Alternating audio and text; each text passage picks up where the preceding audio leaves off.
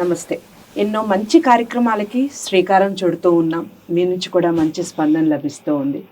ఈరోజు మరో ఒక మంచి కార్యక్రమాన్ని ప్రారంభించబోతున్నాం. మీ అందరి ఆశీస్సులు అలాగే మీ అందరి ప్రోద్బలంతో కార్యక్రమాన్ని ముందుకు నడిపించాలని, జయప్రదం చేయాలని మనస్ఫూర్తిగా కోరుకుంటున్నాం.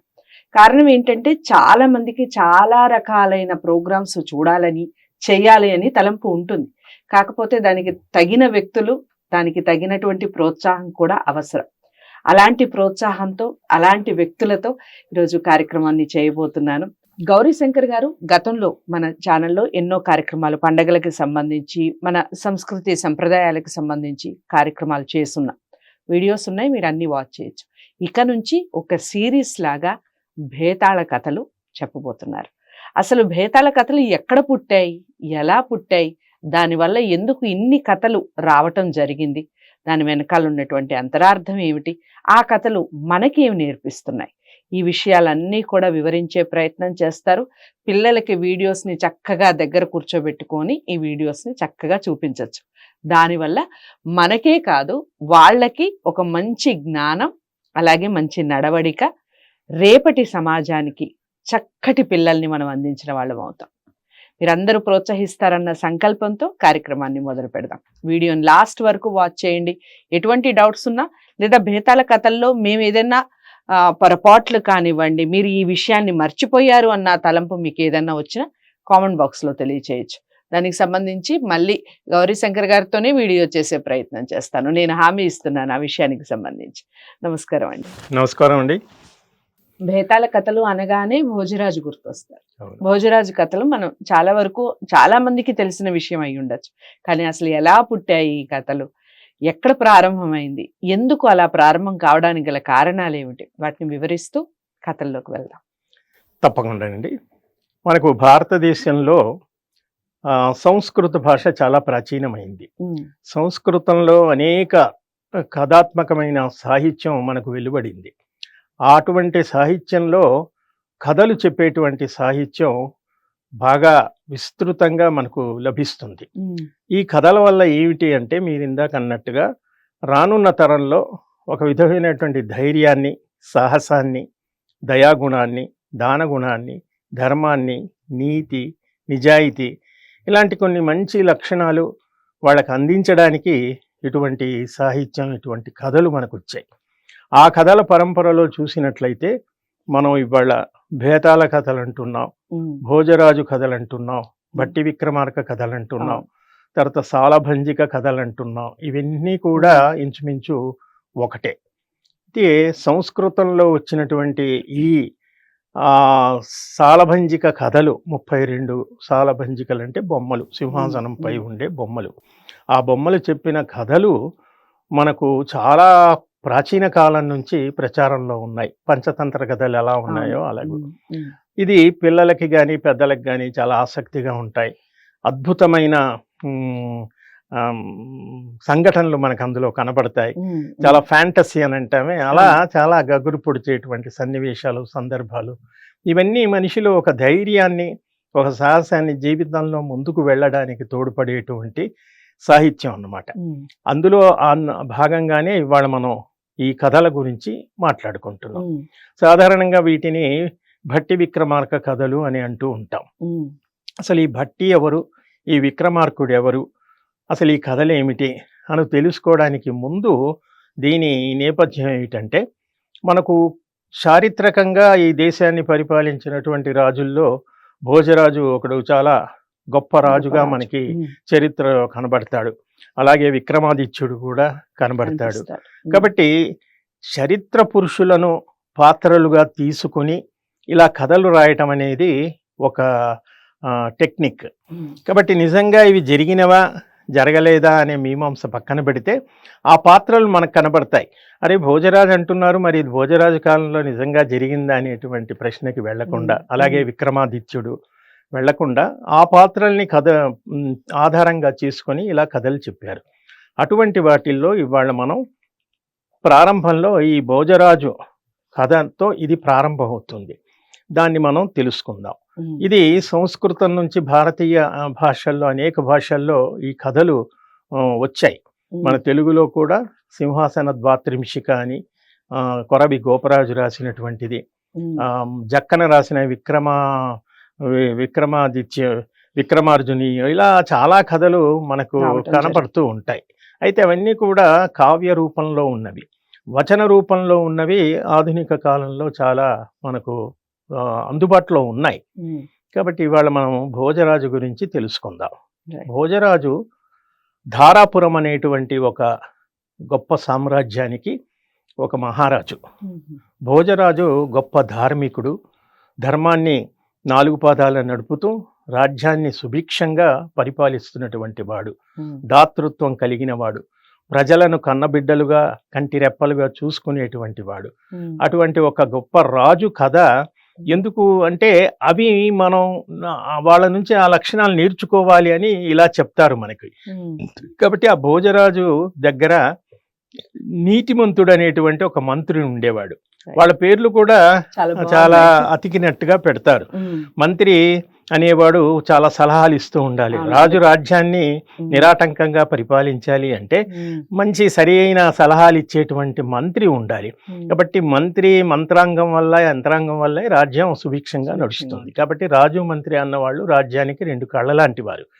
అలా భోజరాజు దగ్గర నీతిమంతుడు అనేటువంటి ఒక మంత్రి ఉండేవాడు. ఇలా వాళ్ళు రాజ్యాన్ని పరిపాలిస్తున్నటువంటి కాలంలో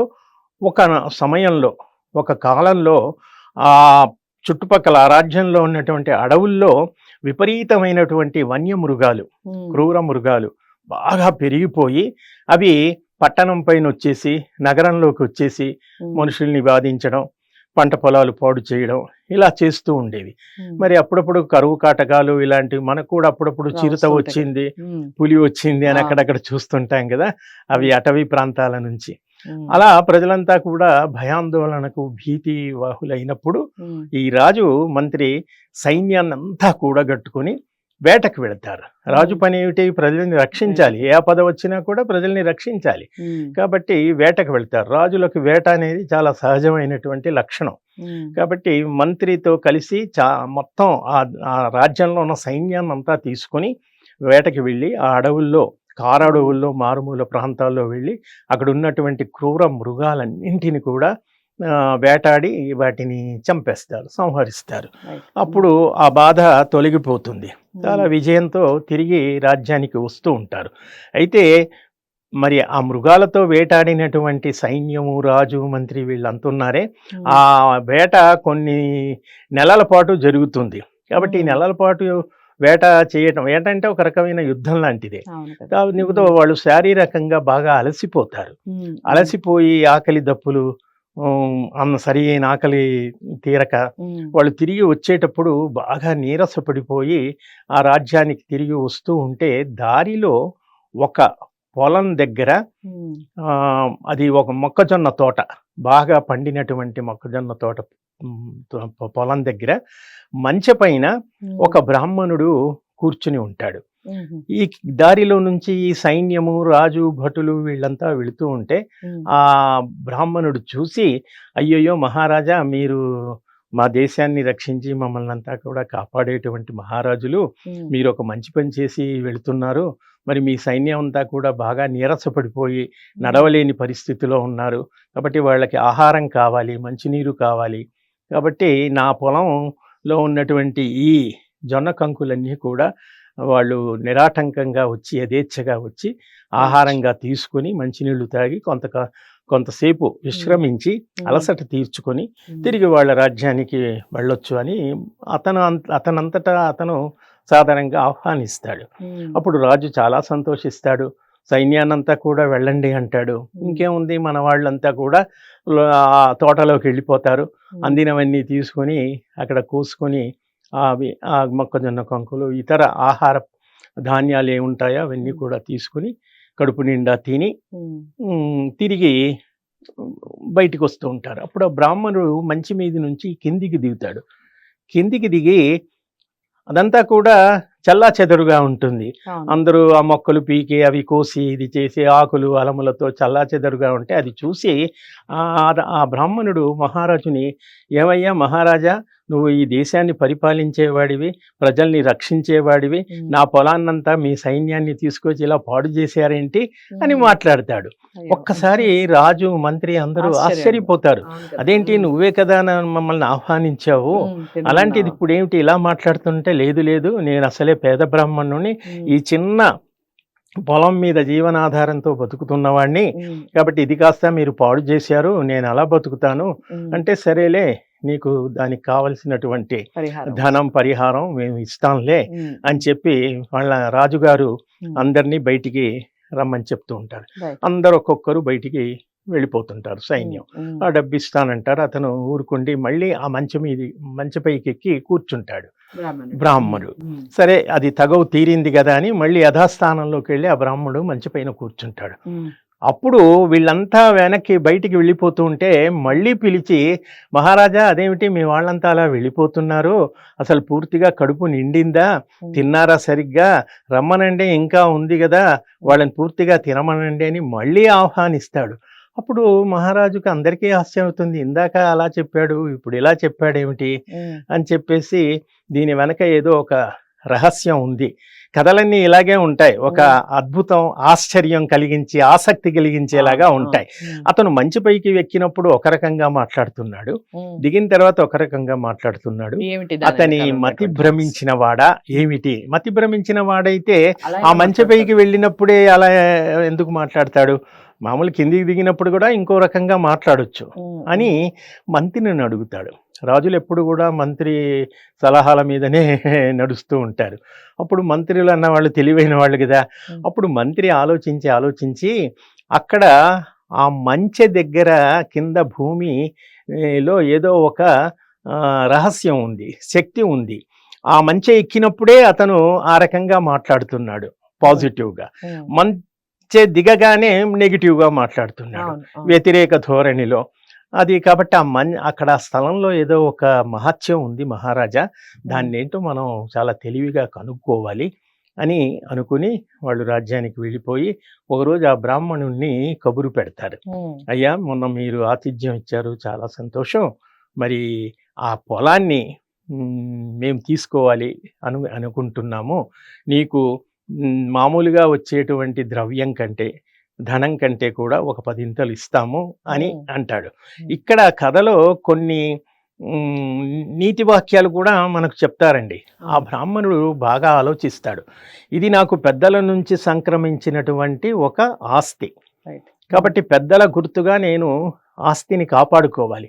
ఇప్పుడు ఈ కథల్లో ప్రతి అంశం ఏదో ఒక మొరాలిటీ, నీతిని చెప్తుంది. అతని మనస్తత్వం ఏం ఆలోచిస్తుంది అంటే, పెద్ద ఇవాళ నేను ధనానికి ఆశపడి ఎక్కువ డబ్బు వస్తుందని నేను అమ్ముకోనా అంటే, అతని మనసు ద్వంద్వ ప్రవృత్తిలో, విచికిత్సలో పడుతుంది. అమ్మాలా వద్దా, తల్లిదండ్రులు ఇచ్చిన ఆస్తిని గుర్తుగా పెట్టుకోవాలి కదా, ఇవాళ నేను ధనానికి ఆశపడి అమ్ముకోవడం భావ్యమా కాదా అని ఊగిసలాడిన మనసు చివరికి ఆశ వైపే మొగ్గుతుంది. ధనం ఎక్కువ వస్తుంది కాబట్టి పోన్లే, తాతలు తండ్రులు ఇచ్చిన ఆస్తికి ఏముందిలే అని మళ్ళీ అతను మామూలు దారిలో వచ్చి అంగీకరిస్తాడు. దానితో ఆ డబ్బు తీసుకొని, ధనం తీసుకొని వెళ్ళిపోతాడు. ఈ రాజు, మంత్రి వీళ్ళంతా కూడా ఆ స్థలాల్లో ఏమిటి ఉంది అని చెప్పేసి దాన్ని తవ్వి చూస్తారు. ఆ తవ్వినప్పుడు అందులో నుంచి ఒక పెద్ద సింహాసనం బంగారు కాంతులతో తళతళలాడుతూ, కొన్ని వేల వాల్స్ బల్బు ఇచ్చేటువంటి ప్రకాశంతో, కాంతితో ఆ భూమిలో నుంచి ఆ సింహాసనం బయటపడుతుంది. ఆ సింహాసనకి 2 వైపులా కూడా 32 సాలబంచికలు అంటే బొమ్మలు ఉంటాయి. ఇదే బొమ్మలు చెప్పిన కథ అంటాం, బొమ్మల ఆ సింహాసనం బయటికి తీస్తారు. ఎక్కడిది ఈ సింహాసనం, ఎవరిచ్చారు, ఏమిటి, ఇది ఎక్కడి నుంచి మనకు లభించింది అని వాళ్ళు ఆరా తీసినప్పుడు అది విక్రమాదిత్యునికి ఇంద్రుడు ప్రసాదించినటువంటి ఒక గొప్ప సింహాసనం అని చెప్పి తెలుసుకుంటాడు. వాళ్ళ రాజ్యంలో పండితులు, ధర్మవేత్తలు అందరూ ఉంటారు కదా, విద్యావంతులు, వాళ్ళ ద్వారా తెలుసుకొని, శాస్త్రం తెలుసుకున్నవాడు, ఈ సింహాసనం ఎవరైతే అధిరోహిస్తారో అతను ఈ భూమండలానికి గొప్ప చక్రవర్తిగా కొన్ని వేల సంవత్సరాల పాటు కీర్తి పొందుతాడు అనగానే భోజరాజులో ఒక విధమైనటువంటి ఆశ మొలకెత్తుతుంది. ఈ సింహాసనాన్ని నేను అధిష్ఠించాలి, ఈ సింహాసనంపై అధిష్ఠించి నేను కూడా ఒక తిరుగులేని చక్రవర్తిగా ప్రపంచంలో ఎదగాలి, పేరు పొందాలి అనేటువంటి ఒక కీర్తి కాంక్షతో అతను రాజ్యంలో అన్ని ఏర్పాట్లు చేయించి అన్ని బ్రాహ్మణులతో ముహూర్తాలు అవి చూసి నగరం అంతా కూడా అందంగా అలంకరించి ఒక శుభ ముహూర్తంలో ఆ సింహాసనాన్ని అధిరోహించి ఎక్కాలి అని ప్రయత్నిస్తాడు. దానికి కావలసినటువంటి ఏర్పాట్లన్నీ కూడా చాలా అద్భుతంగా వైభవంగా జరిగినట్టుగా ఆ కథల్లో వర్ణిస్తారు మనకి. అంతా చేసి ఆ ముహూర్తం సమయానికి ఇతను ఆ మొదటి మెట్టు 32 మెట్లు ఉన్నటువంటి సింహాసనం అది. ఆ మొదటి మెట్టు ఎక్కుతూ ఉంటే ఆ మొదటి మెట్టు మీద ఉన్నటువంటి బొమ్మ ఆగి, మహారాజా ఈ సింహాసాన్ని ఎక్కేటువంటి అర్హత నీకు లేదు, దీనికి నువ్వు సంబంధించినటువంటి కొన్ని ప్రశ్నలు ఉంటాయి, అవి గనక నువ్వు సమాధానం చెప్పినప్పుడు మాత్రమే నువ్వు పైకి వెళ్ళగలుగుతావు, కాబట్టి దీనికి సంబంధించినటువంటి కథ అంతా కూడా నువ్వు వినాలి అని చెప్పి ఆ రకంగా 32 బొమ్మలు 32 కథలు చెప్తూ ఉంటాయి.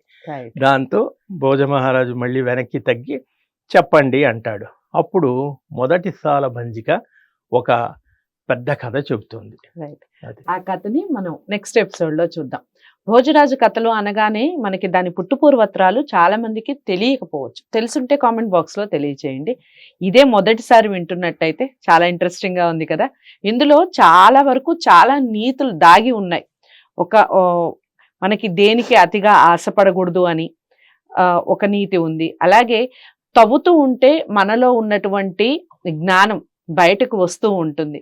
అలాగే ఎంతో కాంతివంతమైనటువంటి ఆ సింహాసనం బయటికి రావడం అనేది, ఇలాంటివి చాలా నీతి పిల్లలకి చక్కగా వివరిస్తూ చెప్పే ప్రయత్నం, చూపించే ప్రయత్నం చేయండి. ఇక కథలకి సంబంధించి 32 కథలు చక్కగా వివరిస్తారు గౌరీశంకర్ గారు. ప్రతి కథని మొదటి నుంచి చివరి వరకు చూడండి. ఎక్కడా కూడా స్కిప్ చేసినట్టుగా ఉంటే మీకు విషయం బోధపడదు, ఎక్కడ ఎండ్ అయింది అనేది తెలియదు, ఎక్కడ స్టార్ట్ అయిందో తెలియదు. మరి ఈ వీడియోని భోజరాజుకి సంబంధించిన ఈ కథకి ఇంట్రోకి సంబంధించిన కథ ఇది. ఈ కథని అందరికీ షేర్ చేసే ప్రయత్నం చేయండి. లైక్ చేసి ఛానల్ని సబ్స్క్రైబ్ చేసుకోండి. నమస్తే.